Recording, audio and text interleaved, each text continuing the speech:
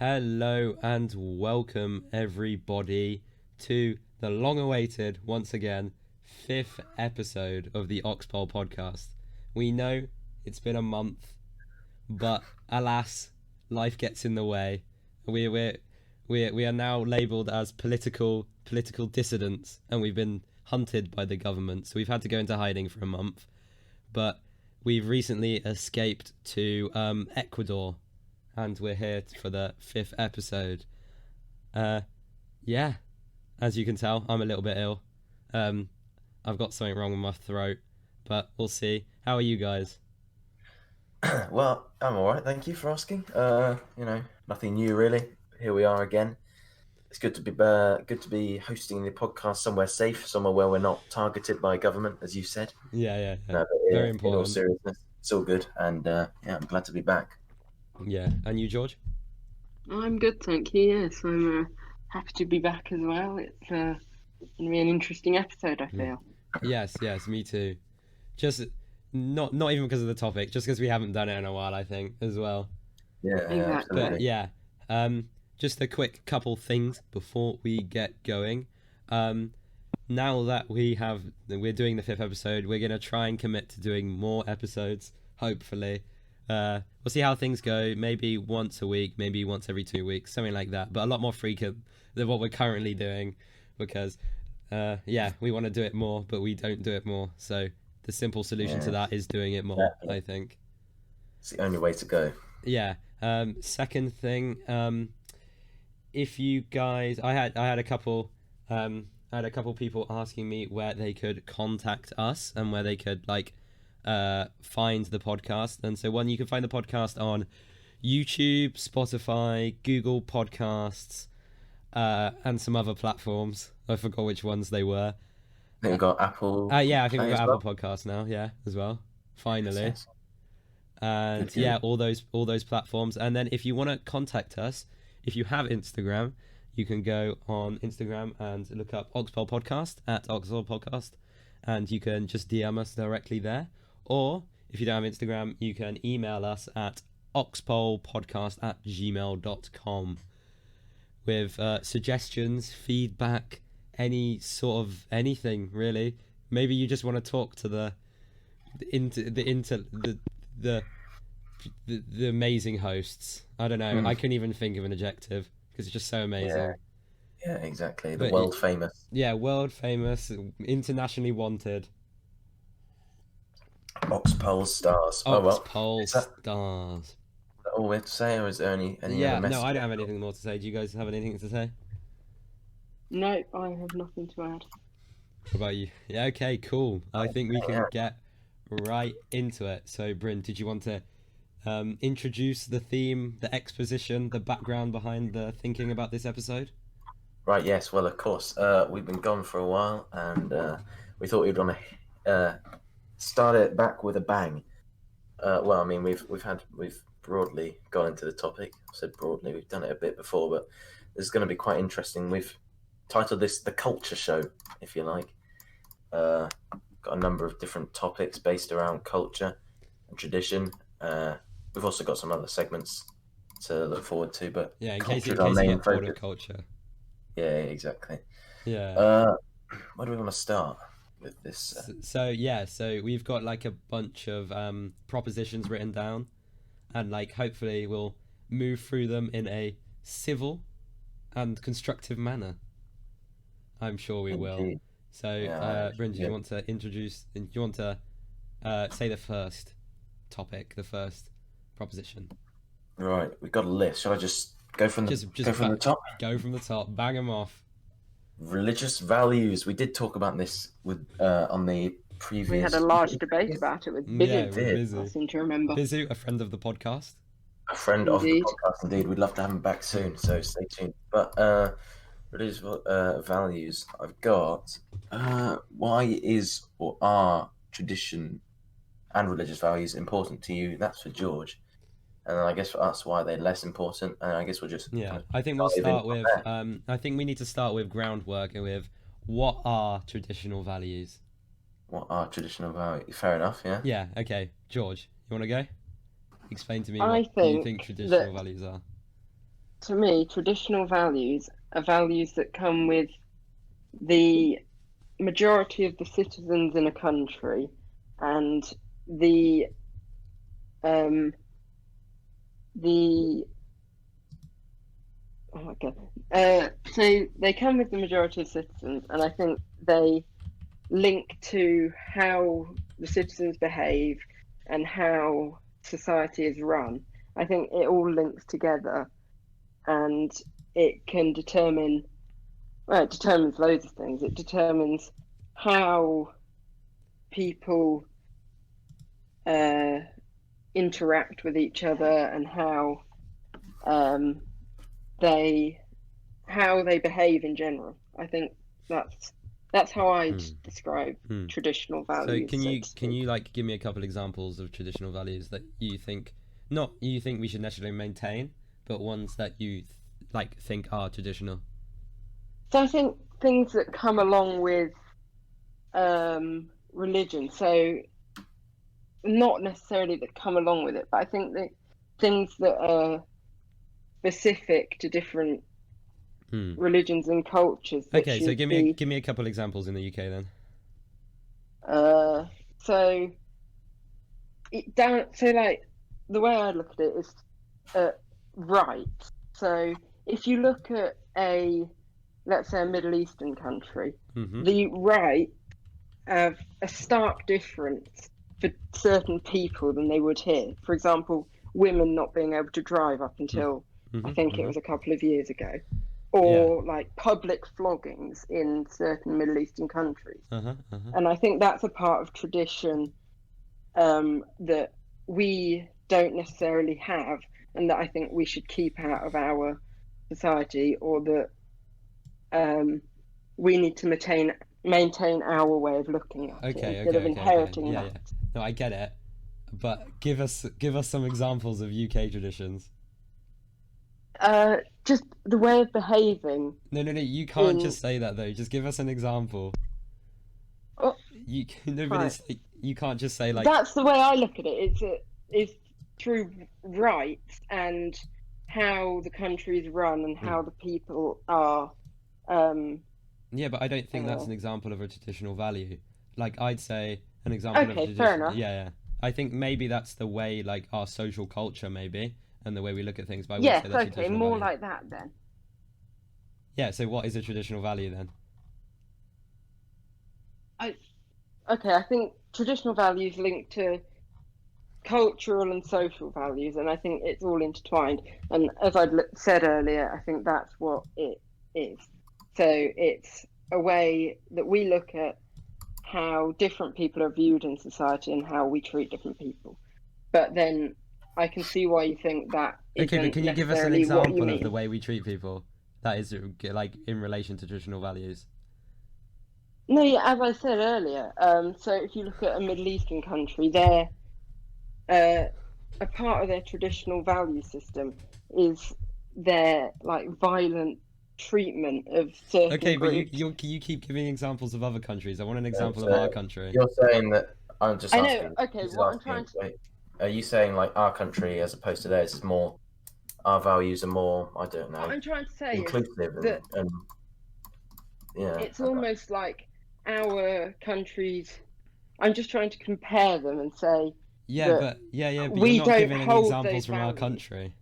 It's less about us having certain traditional values and more about us not carrying over values from other countries then. Yeah, but that's not the question. The question is, give us some traditional values that you think should be like maintained in the UK, or like what even are traditional values in the UK?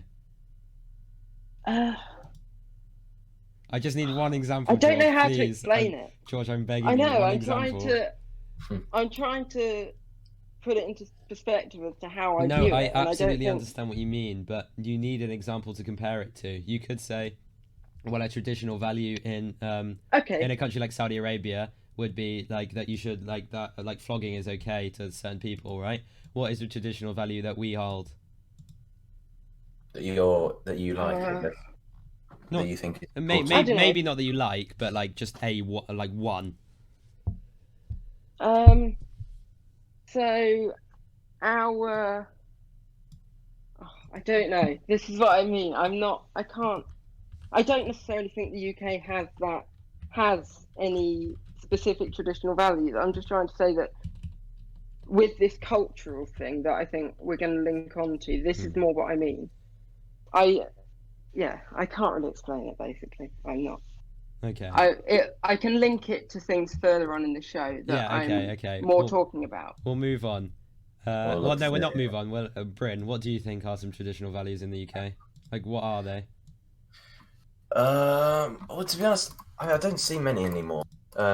Since that, I don't know. I feel like we're just moving away from. I think anyone really, unless it's like core values, which are, standing for equality and being inclusive. But life, at the end of the liberty, day, that kind of thing. Yeah, exactly. But at the end of the day, that's just really, that should just be the values of the human race, really. Yeah. And I don't know. I don't really see many specific important traditional values that we need to uphold. Yeah.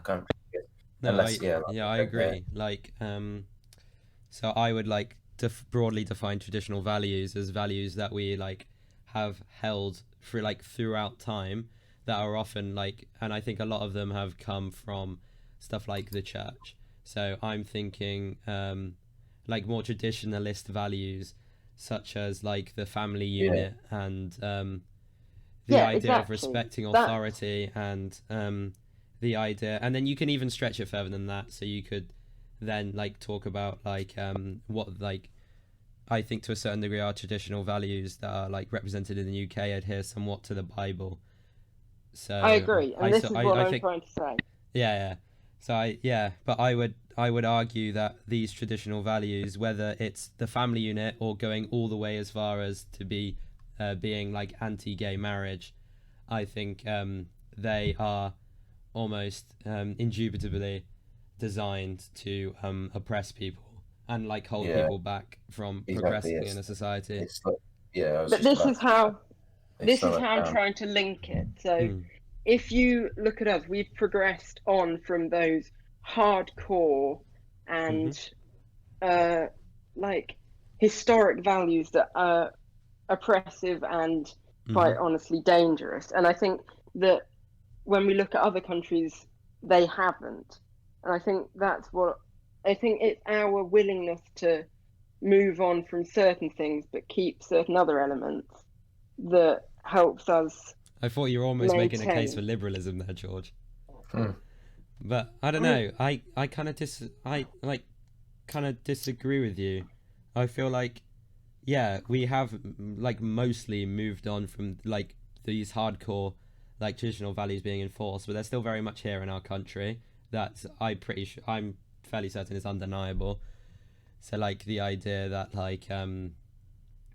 just simple concepts such as the concept of marriage still enforces traditional values upon people, especially oppressed groups such as women and that kind of thing.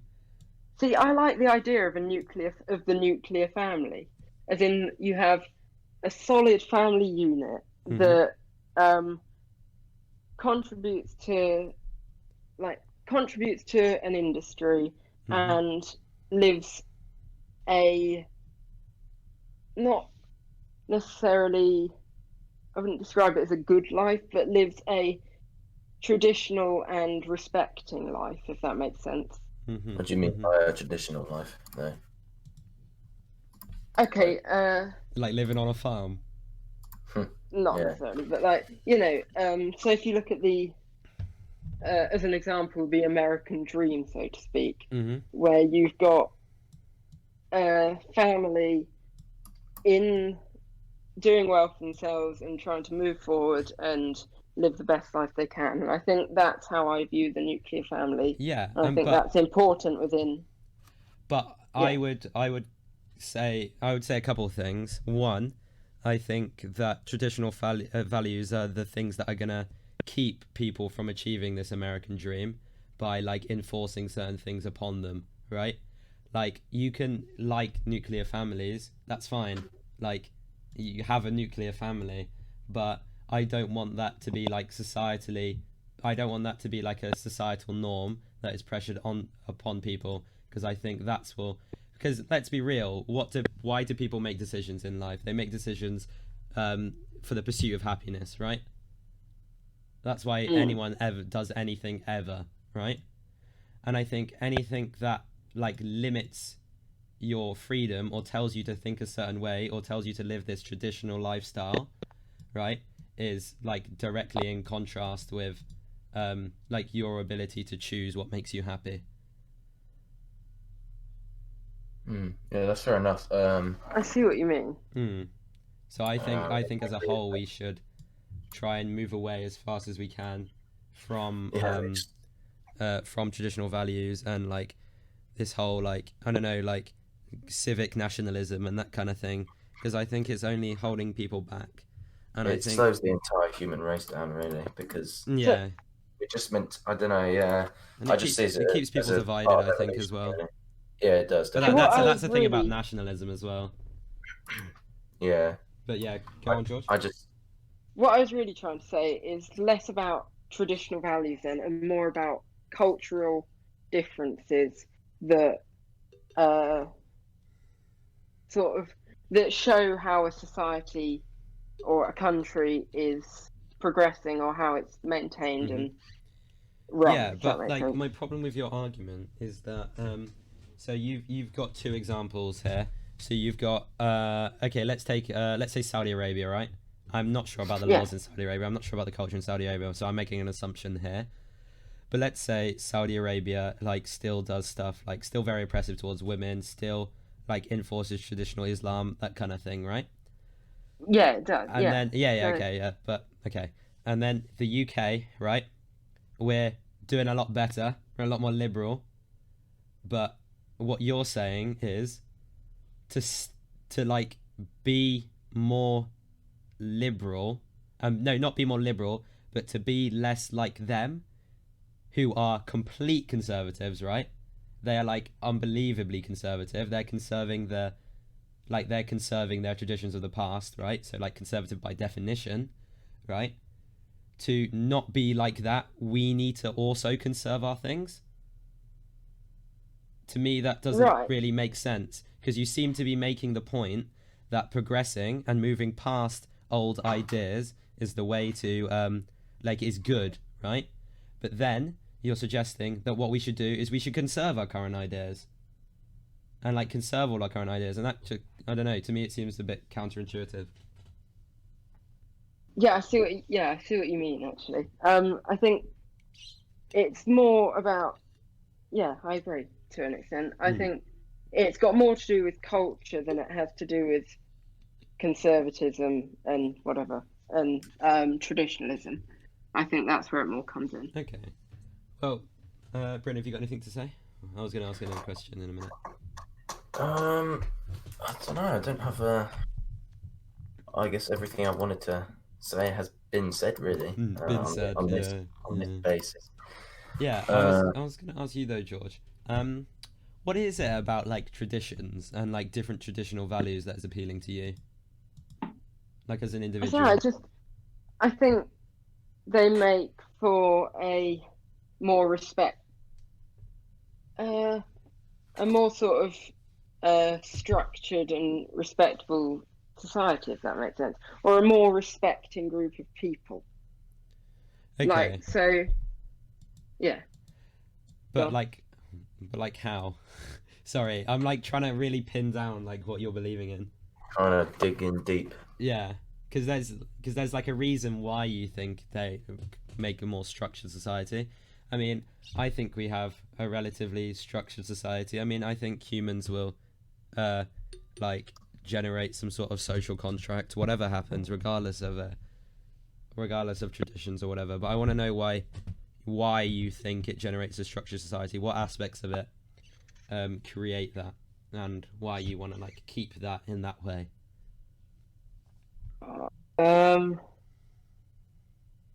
Right.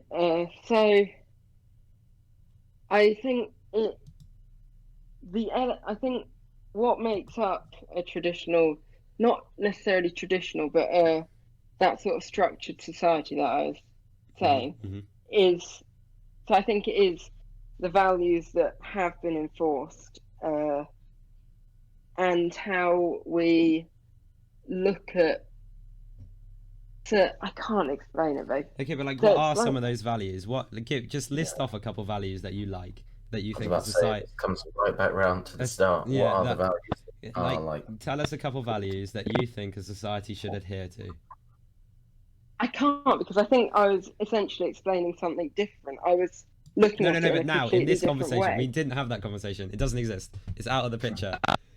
What? No, Like, but this is what I mean. I mean, I've like changed how I view it. I like don't view it in the same way as I think you you're literally thinking I said do before. when you're asking this. You literally said before, like, just like a couple minutes ago, that you think like families should like adhere to these values to like maintain a structured society. Is that what you said, or am I like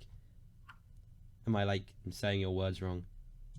No, that's. I think I'm wording it wrong. I just can't put forth my argument. I'm trying to say I like the traditional Western ideal of having a hierarchical almost Okay, structure there we in go. society. There we go. Yeah. Okay. Cool. Right, yeah, fine. I'm glad we finally got to the roots of it. got to the roots of it. Well, one of the roots, one of the, I suppose, many roots. Okay, so what is it about like a hierarchy that you appreciate or think is good? I like how it people sort of know where they're meant to progress to in terms of their own life, and I like how it reinforces people's like wait, I'm trying to think of the word. It reinforces people's motivations to move up in society and do better for themselves and do best for their family, if that makes sense. You said it motivated people to move up in society, but then you also said that it gives people the idea of where they're meant to be in society. So like that just kind of, I don't know, to me that sounds kind of contradictive to. No, yeah, okay, I worded it wrong, but it's like fair enough. so you've got people in certain groups have an idea of where they want to be in their life, and I think that and how they want to move forward with their life and like have the motivation to get where they want to be. Okay. That doesn't really make sense. I can't really. No. I understand what you're saying. Can you give me an example? I'm sorry, I'm asking for so many examples, but can you give me an example of a hierarchy that you appreciate? So I like maybe so one like, like one in a business, perhaps. I don't know. Could be anything. So I like, yeah. So you've got like the workers at the bottom. So like, let's take a shop for example. Okay. You've got the Shop. It's a the good floor, analogy. the people on the shop floor Mm-hmm. who are serving the customers Mm-hmm. and doing daily like customer operations. Yeah. Then you've got like store managers who overlook that and they interact with other stores and help coordinate how the store works. Then you've got the people above that overlook. Let's just say the whole... CEO after that then. Okay, yeah. Yeah, so you then have you've workers, managers, then CEOs, right? Yeah, and they overlook the whole business and oversee how it runs. So you're saying you And appreciate that because it incentivizes the workers to push progress, themselves work up hard, and yeah. get higher. Okay. Exactly. Yeah, And I people know what they're completely disagree with you. So I know, yeah. I see why. yeah, so I think there's a couple problems with hierarchies. So like hierarchy, especially in this coordination, I think there's a lot of justified hierarchies, but I think a lot of the hierarchies within businesses are unjustified. So number one, we can start at the top level, right? Because the CEO is at the top, would you say he's worked hardest to get there?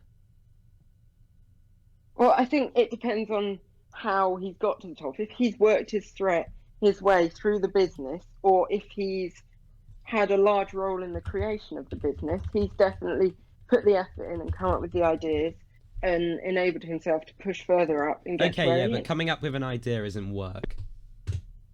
I know, but I still think Coming up with an idea and having the money to do it and taking the risk is not work, is it? Like, it's just... I know, but you're putting the risk in, and then you're Okay, adding right, okay. something Let's say... to All right. an industry. Okay, this is... All right, so you're talking about a first-generation CEO is justified in being in that position. Yes, but I also think that... What about the CEOs after that, then? I think it depends on how a business is run, obviously. So if...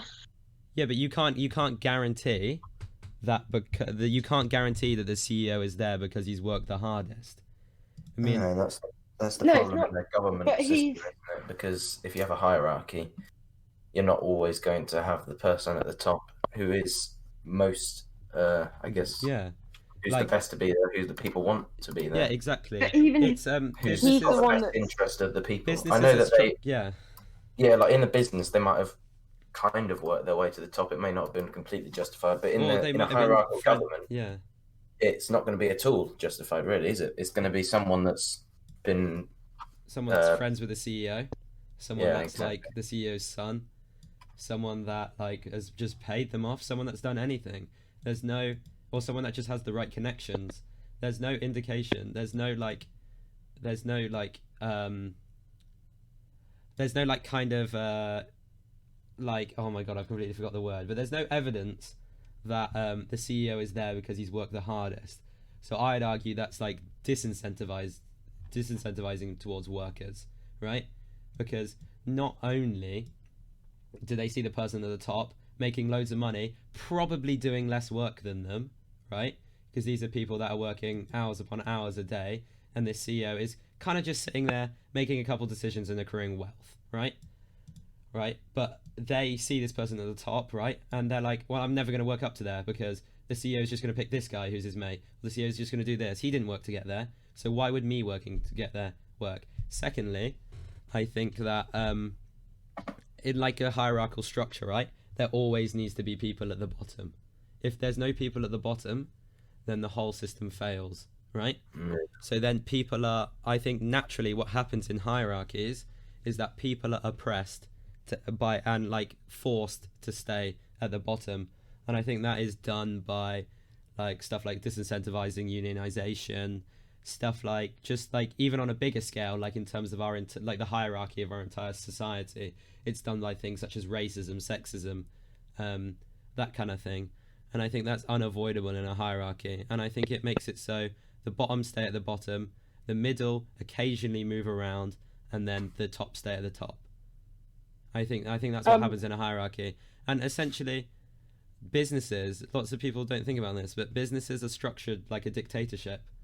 If you like took the mode of like production, like if you took like the mode of like organization, in a business and applied it to the entire society, you would just say that was a dictatorship. They don't choose the person at the top, yet they have to do what they say. And I think firstly you're underestimating how hard CEOs actually work. Yeah, I think sometimes. Yeah, I think sometimes it can be. I don't know how I'm feeling about this topic. And in government, it makes perfect sense, in my opinion, that a hierarchical state just doesn't work.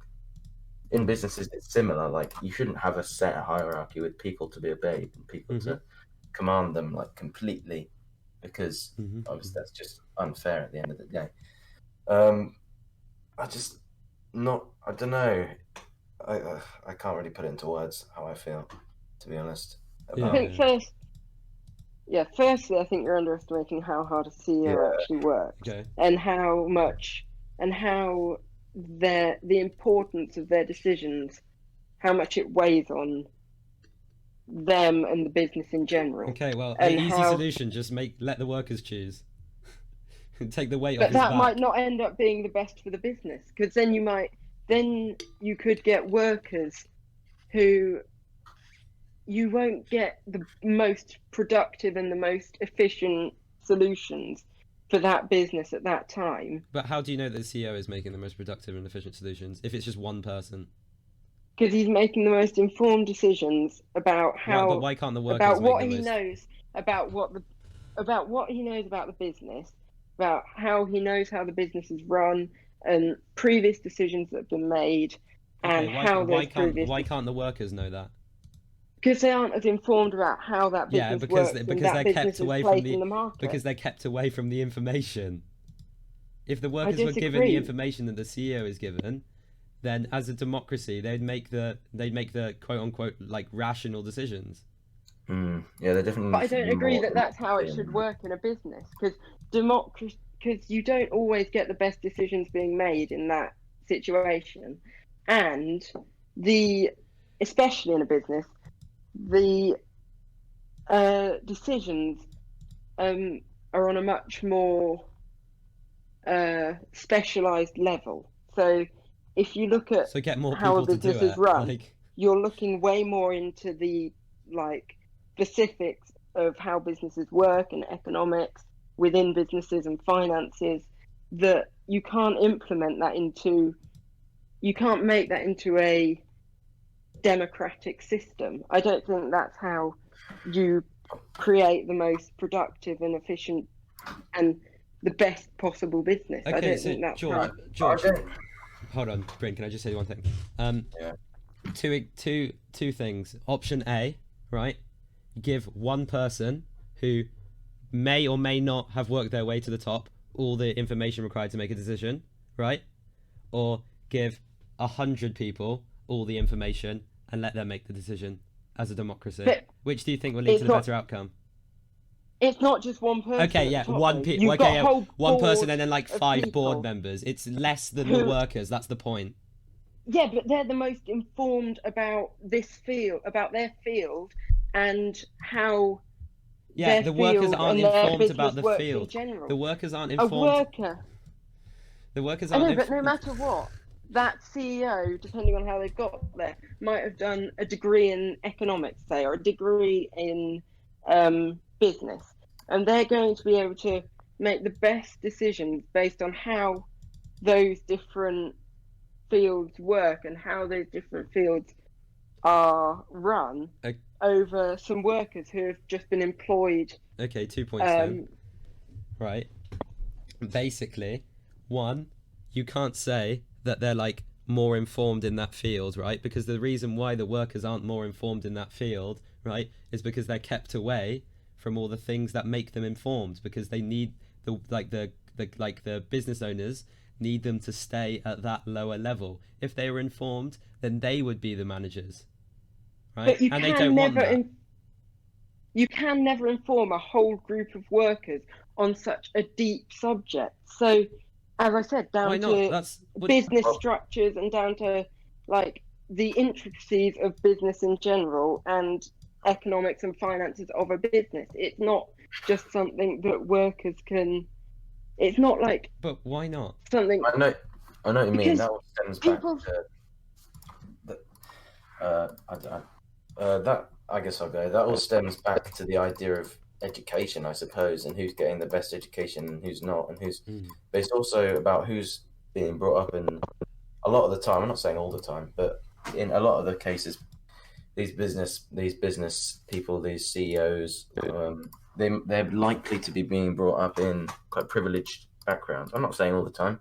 There are definitely cases where people have worked their way up. How justified and how moral it was, I can't tell you, but there have been cases of people who've just worked their way up. But mostly it's people who come from privileged backgrounds and have the opportunities to be into this field of work from the get-go, as opposed to the workers who are just, I don't know, they just don't get that same opportunity. Yeah. I don't know how well it would work. I agree. I don't know how well it would work if you just gave them the opportunity. I have be more informed, and I agree on that sense. Yeah. There needs to be more democracy in the work. I have a point, right? You said, George, right, that like the CEO should more qualified to make the decision, you could say, because he might have had like a degree in economics, macroeconomics, business management, all that kind of thing, right? Let's say we were in a group of 10 people, right? Me, you, Bryn, right? We're in a group of 10 people, right? Making a decision about chemistry, right? Let's see, we're in a business, right? Us three making a decision about the business, right? We're workers. All 10 of us are workers, right? 2 of the workers, right, have degrees in economics, okay? right? They say, oh, I think we should probably do this, right? And they agree with each other, right? The rest of us, right, then make an informed decision, right? Who do you think we're going to vote for? The people, who do you think we're going to vote in favour of? Like the people that are like informed, or are we just going to like just vote like, I don't know, like no reason, like who cares? Like, okay, I'll also add, firstly, that I see what you mean there, but I still think that they're not as informed on that specific business and its specific employees and customers and because they're not given that relations. information, George. If they're given that You information, can't- then they have. But the CEO and his board will have gathered that information from different people, different customers, different businesses over years, to the point where they're on good terms with their customers. They know how their customers react to certain situations and so on. But then you get workers at the bottom who they might well know a lot about business, but they don't know the intricacies of that business and who that business deals with. Okay, also, so you're saying so you're saying that it would only work if it was built from the ground up. yeah, but you can't have a business built solely by workers for the worker. You can't. Yeah, George, you No, I can. get what It's you're called, saying. it's called a the co-op, original George. idea. George, it's called a co-op. They exist in the real world. I hear No, what yeah, you're saying, George. What I'm thinking is that, yeah, people aren't as informed as the CEOs or the business owners are, but they just need to. Firstly, they need to be more informed from the get-go, joining the business. And I'm not saying they need to enter the business and they're like, hello, here's the CEO badge, join the board. But you need to inform them on the business. When there is a big decision, they need to be informed and just talk to them and see what they think. I just think that's important in any business. I'm not saying that it has to be 100% of the time X group's decision or Y decision. Yeah, but baseline, you think we should like at least add a bit more democracy to the workplace? Yeah. Basically, just make it fairer. Just make it so everyone has a say. That's the way I see it. Yeah. Okay, can I say this? So you've got from this perspective, you've got a CEO who came up with the original idea for the business. He built up all his customer relations. He met with hundreds of different people. George. Sorry. Oh my god. Carry on. He invested all the risk. He took all the risk, and if anything goes wrong, he will lose all of his life's work potentially. And I think if you're requiring businesses to allow the workers to have the decision, that's such a huge amount of risk for the owner, in that they aren't actually making the decisions about something that they've spent years building up and adding to and improving. I think you'll get a lot less like businesses being made and built up, and secondly, I think people will see no benefit in going from that position. I don't think it's something. Do you get what I mean? No, I understand what you mean, but like I think you should like think about it like you're saying, like a guy with money makes a business, he's invested all that risk, why should he give it up to a bunch of workers, right? What I'm also saying, but like, what if replace the guy at the very, very, very start before the business is created, replace the guy with 10 workers? No, I think that's stupid, because the guy had the original idea. The guy. No. From the very start, George, the 10 workers had the idea. What? So you don't allow privately owned businesses, essentially? Is that what you're saying? I don't. Wait, what do you mean by that? So like instead of having, like a single person led. Yeah. No, I don't think they're good. Because then you massively reduce the amount of ideas coming into an industry, because you've got one person with an original idea that might be a great idea, but you're saying that it has to be done on a much larger scale where lots more people are inputting lots of different, possibly contradicting things. It just doesn't allow for the most efficient. Wait, no. You, what do you mean by that? I don't. The amount of workers will still stay the same in the economy, regardless of whether there are CEO positions or not. Look, I think the way I've interpreted it. Sorry, go on, Bruce. Okay. Oh, yeah, I got. Thank you, George. Well, I agree with George on some. I mean, as a concept, I do favour the idea of the ability of someone to have an idea and grow it into something big and something huge. But I'm just saying that once they have this business set up, that the people inside get the voice that they deserve, as opposed to lead it forward. I don't know. I'm trying to get my words. Yeah, but for me, just because they had the money and the means to set up a business doesn't justify them profiting off of the labour of others without their democratic input in the running of that business. Yeah, that's why I'm saying that it's not really. I'm not trying to. You can say they took the risk. You can say they had an idea. One, you can't verifiably prove that they were the only person that had the idea.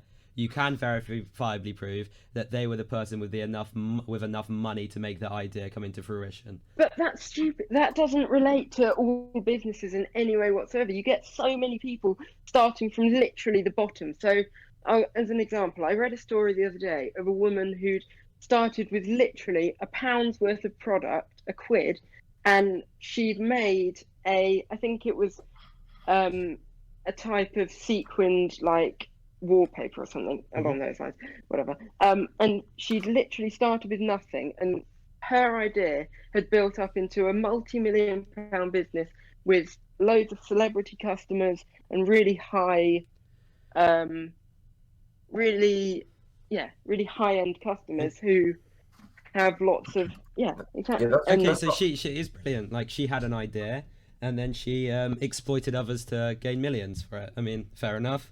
I mean, if that's how you want to run in a society, then GG. But I don't know. I don't think I can agree with that on a moral level. You know, what I'm saying is that I like the concept of someone who has. I'm not saying that this is exactly what's going on at the moment. It's very flawed. What I'm saying is, as an idea, I like the idea of someone who literally, like George said with this story that he read, literally someone who has nothing being able to work their way up to the top. However, at the end of the day, that person working their way up to the top isn't the only person who's done it.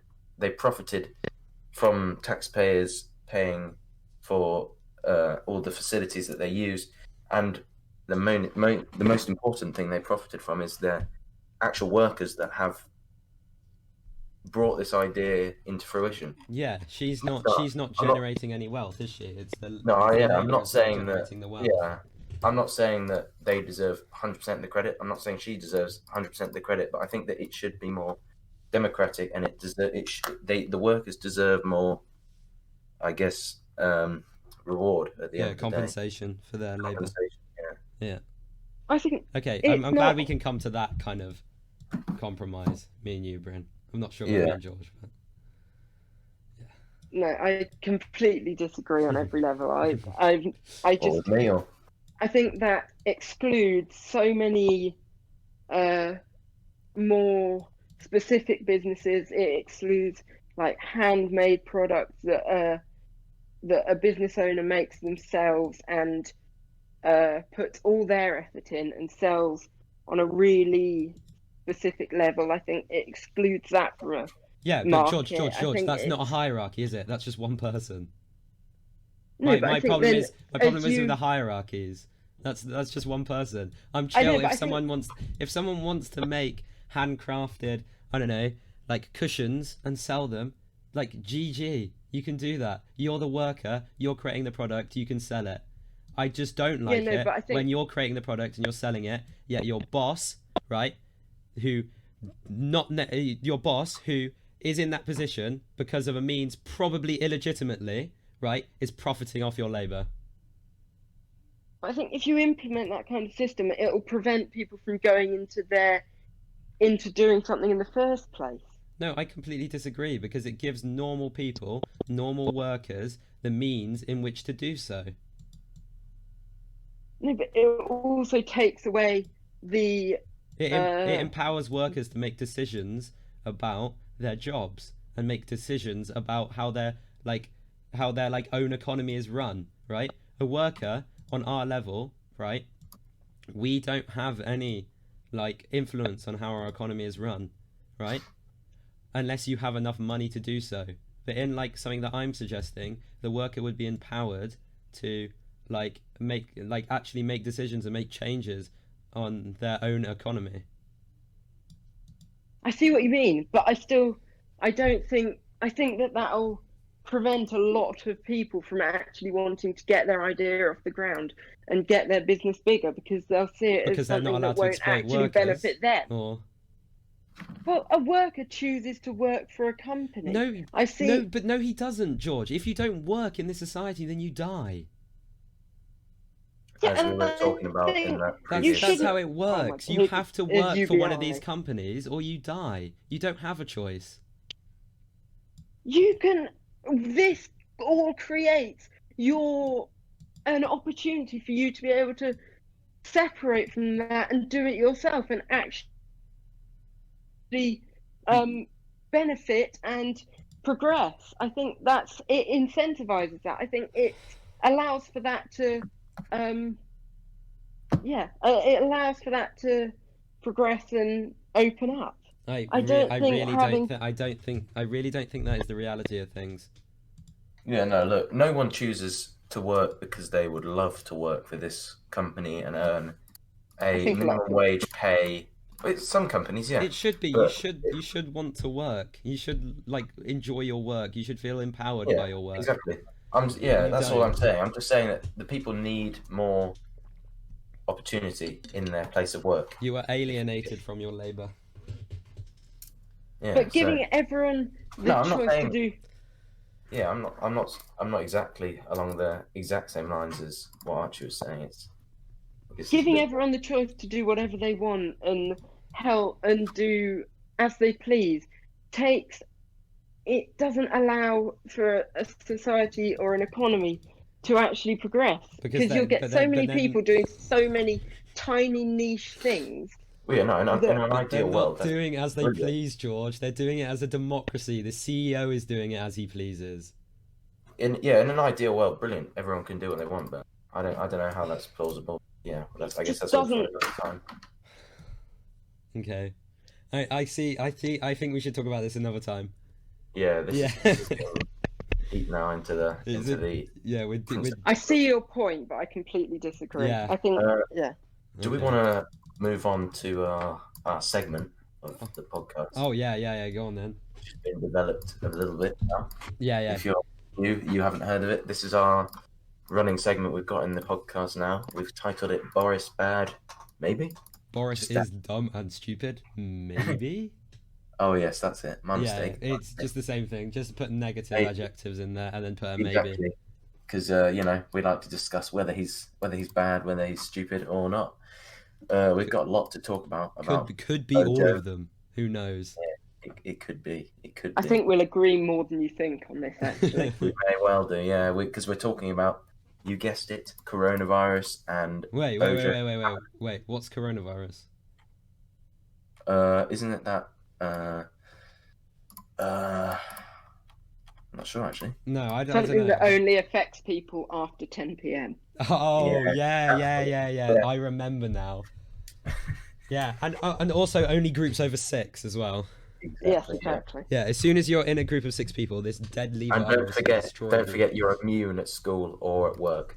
Oh yeah. You are immune. Or in sports. Yeah, also all doing sports activities. Yeah. We're all immune, but if you're anything else, you are extremely at risk. But yeah, if you haven't guessed it by now, we are going to be discussing the newest UK restrictions and the overall handling of the government's handling overall of the pandemic so far. Not too pleased. No, could say. I'm not. Yeah, I don't What know. about you, George? Do you like it? I'm kind of worried. Uh, No, I don't think it's been great at all. no. I completely agree with you. Yeah, so I'm pretty worried. The cases are rising. I Yeah. don't know how many cases we got today. I'm guessing I it's shall have a look right now. yeah, you I'll have a check Okay. too. it was like 5,000 probably. Yeah, we got 6,000 yesterday, which was up 1.2 thousand from the day before, I think. Mhm. So that's good. We're going Oh back my to our old God. ways. What is What it? was it? Taking me straight to a chart. We're now at the same level we were at the peak on the 1st of May. Literally, we are 7 people more 6.6K. than we were at the very peak. Yes, so today we've got the highest so far since May. Oh, so Well, yesterday it was 6,203. Yeah, now it's 6.6K. yeah, well, guys, at least the economy's doing well. I don't know. Doesn't seem like that's even worked. Yeah, I know. It's such a mess. It's all and when you combine that with the test and trace system as I titled it on the document, in absolute shambles at the moment. Have you guys downloaded the government's test and trace app? I did it this morning. I haven't yet. I don't think I'm ready for the government to steal all my data just yet. I'm gonna give it a couple days, see what's up, and then go for it. But yeah, I guess George can speak firsthand about the difficulty of the testing system in the UK at the moment. Mm-hmm. Oh, actually, I had quite a good experience, obviously, but I completely agree that it's an utter shambles. So I had symptoms. I applied for the test, and then 2 hours later, I was getting the test. Wow. However, the inconclusive test results, and then what came next was will shock you. Yes. What came next? Then Yeah, you go on. yes. Then 2 days later, something like that, I got it back, and it was inconclusive, and therefore we had to spend 175 quid in order for me to get another test. Otherwise, we'd have had to have driven miles, or we simply wouldn't have got one, and I'd have had to have missed another week of school. So it's not really a. So yeah, there you go. That's our system. That's our world-beating. That's system. our world-beating system, ahead of all countries like Iran. Iran, yes. Proud to be beating Iran during the coronavirus pandemic. When I look at if a country's doing well, I look if it's beating Iran. As long as it's beating Iran, it's beating the rest of the world. Yeah, but he's not done well. Nothing he's doing seems to be working. He's dancing around the problem, and I'm not even sure if a second lockdown would even work. I think unless we were to go into complete and utter full-on lockdown where we've got people policing how long we're out of our houses and where we go, and we're essentially a complete lockdown. Unless we did that, I don't think it's going to have much. I'm just at this point at least. I was saying earlier to George, what he's doing at the moment is the tactic where he is trying to make it look like he's done a lot. If basically these recent restrictions, I was just making jokes about, are completely pointless. Let's be honest; they do absolutely nothing really to keep the virus at bay. But he's making it. He's got all these big. He had the address to the nation last night. Was it last night? Yeah, it was. I think. Yeah, he had the address to the nation. Or maybe the night before. Yeah, possibly. Oh, yeah, no, I think it was. Yeah. He had the address to the nation. He had his briefing, and also obviously the House of Commons announcement of it. But he's made all this seem as though what he's doing is very big and it's very effective, I guess, when in reality it's really quite pointless. So then when the virus does actually spiral out of control, he can put it on us and say, look, I added these restrictions, you haven't followed them, and now we have to go into a greater lockdown, more restrictions. Yeah. And he can just pin it on us as opposed to say, look, this was my fault. We should have acted earlier. And that's kind of what he did last time. The Tory blame game keeps pumping. Indeed. They just keep churning out these. Well, if it's not immigrants, it's young people. Yeah. Mm. But even though the virus does not spread around schools. Yeah, no, of course not. Why would it? I mean, no, exactly. It's just parties and yeah, and other foolish drinking acts. after 10, of course. Yeah. But like, yeah, the school situation's pretty it's pretty nerve-wracking. It I'm not is. gonna Yeah, lie, I'm quite anxious about it. I always feel Mm. concerned. Yeah, When I I'm feel just like I feel as if I'm on edge at school a lot of the time because in not a only classroom packed in with 30, 40 students, and then just in a school site with 1,000 other people, it just doesn't feel with right. let's be real, teachers that on the large majority aren't keeping away from kids, especially in my school. And no, me neither. And then you've got key workers at risk. You've got the risk of students catching it and spreading it onto relatives who might be at risk, or even students who are at risk. And then if one person catches it, they say, "Oh, we'll quarantine." I don't know, their close bubble. What about the people that they've been in a class with? In our school, it's the whole year. Oh, is it? Yeah, it might be. I'm not sure yet because we haven't. Yeah. It happened in like the year 7 in our school. Yeah. Well, someone actually tested positive. Oh, right. Yeah, quite a few people. So. Oh wow. Yeah. Okay. Yeah, and it's been happening in schools in another area near us as well.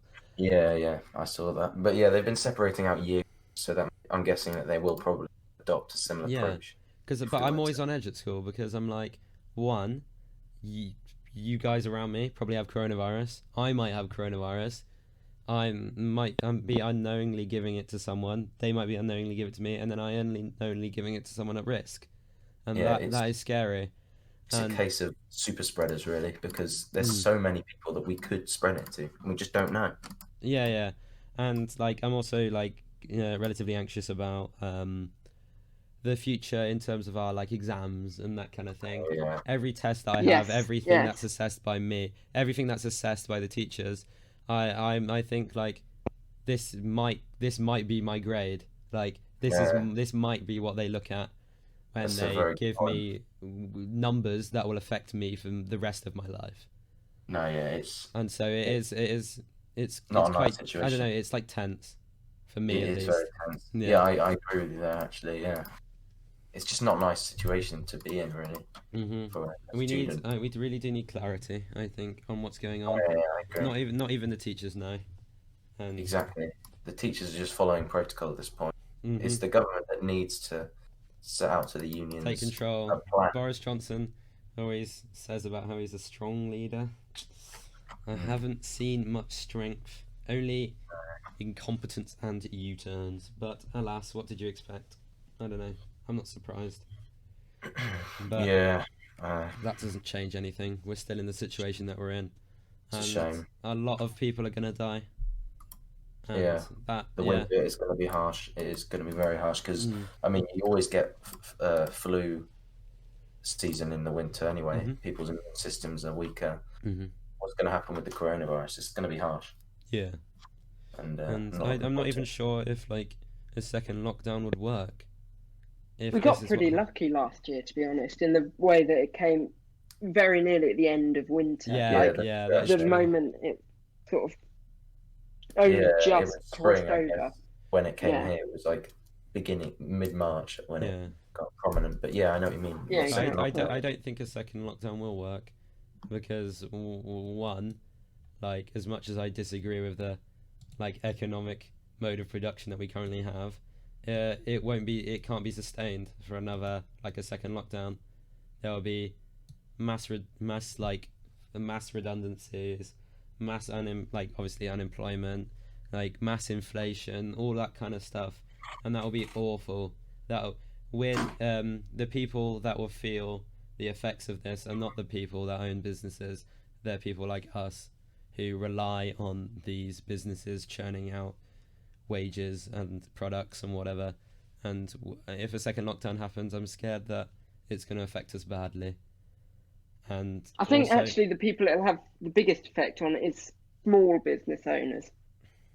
As a group. In general, like everyone who is a part of a small business, from the owner to the factory worker, anyone. So even is going to struggle. Yeah. I think everyone's going to struggle. Well, apart Yeah, from the very, yeah, very yeah, wealthy, they won't struggle. They never struggle. But at the end of the day, everyone's And the whole feel the family, effect. whole like companies are being completely cut off by just one decision. Yeah, it is a difficult one, a second lockdown. I feel like Yeah, going forward, yeah, they will. I don't know about full scale lockdown restrictions will a few weeks. We can guarantee that. But I feel like maybe they'll adopt the localized lockdown approach that they've or been doing. maybe So I've heard a lot of people talking about like just pushing us to the October half half term, term, and then yes, like yeah, I've heard extending it, and then like just trying to like flatten it a tiny bit, yeah, flatten the curve, as they used to say. exactly. But yeah. I don't know. I feel like that's just stalling it and then making it go up again. Something like that. And I don't honestly, I don't think people will take a second lockdown seriously. No. People have been in lockdown for months, and then now they've come out. They don't want to go back in. They've realised how horrible it was. I mean, I don't know what it was like for you guys, but I did not enjoy it. It was not Apart from fun. the schoolwork, I was alright actually, but Yeah, I don't know. because I like being inside. But yeah, like I can understand, I can appreciate from other people's viewpoint that it wasn't a nice thing to be in, especially someone who's working to feed a family with young kids who they will struggle, the children will struggle, and like, everyone just struggles. Yeah. It's difficult. It's very difficult. I think that Oxford University came out with like a couple of studies about talking about mental health during the lockdown and how like dire it was for some people, and like it's like you don't realize until you're in there like how much humans rely on like real world and physical contact with others. Yeah. And I feel like that is like a thing I'm not sure if people are willing to sacrifice that again. It's difficult. It's just the case of what is best for the country. Because I was saying to George earlier, what we're doing at the moment is like, say you had a flood. There's a massive flood in an area. We've just gone in with, I don't know, a large bucket, got a bit of the water out, thrown it away, and say, look, we've lowered the levels of this flood. Now we can get back to. It's your guys' fault for not filling out the rest. Yeah, exactly. But we will have to get the restrictions tighter. The second lockdown is a difficult one to call at the moment. I don't know. I'm not. Yeah. Yeah. I don't know. Difficult. I don't know. I don't know. To a certain degree, one part of me thinks a second lockdown is absolutely necessary, but another part of me says what we should be doing is preparing for it to be endemic, and like learning to kind of live with it to a certain degree until we have a vaccine. And just keeping the vulnerable safe and shielded. For sure. Let's just hope the vaccine comes here as soon as possible. I really hope so. I'm really needing that vaccine soon, guys. Let's be honest. We could all fancy a bit of vaccine. a bit of COVID, a bit of COVID pumped into our arms and getting us built up and ready. So can we agree that for this episode, Bojo is dumb and stupid? I think on COVID 100%. Okay, for this episode, conclusion for this episode, episode 5, big return. Boris Johnson, bad. There you go, everybody. The verdict has come out. It might change next week. That's why we got the maybe. Stay tuned for the Boris segment. Anyway. Yeah, we've been recording for an hour and 4 minutes. Wow. I noticed. Yeah. Yeah. Crazy. Yeah, I think we just lost track of time, of course. Have you got anything else we want to talk about, or should we just kind of leave it here? I'm happy with what we've said so We could leave it here. I'd like to say before. I guess it's kind of admin stuff here, but next week we were potentially planning on. We don't have to delve into the topic now, but next week we were potentially planning on discussing the U.S. election a bit more, seeing as the first of the 3 presidential debates comes next week on Wednesday morning for us. That's Biden 3 versus in the morning, Trump. Bright and early. 3 in the morning, bright and early, of course. And then in that afternoon we might, have essentially be panelists and have a little rundown of the debate and what happened. have a couple Oxpol scoops. Exactly, so if you want I'm excited. See that, stay tuned. That could be quite interesting. But one more thing before we wrap up the episode. I have a message from one of our viewers. They want to read this out. Hey lads, I find listening to your podcast best when I'm playing The Sims 4, and it really helped me keep updated with things during lockdown. So, yeah, cool. We're glad we can do that for you. Yeah, indeed. Yeah. It's always good when we hear people's thoughts and keeping them in feedback and suggestions, and which you can give to us once again at Oxpol Podcast on Instagram, and email to them to us at oxpolpodcast@gmail.com. So fantastic. Yes, fantastic. Good episode. I think that was broadly a success. We had a good bit of debating. We did. Yes, that final debate was very good.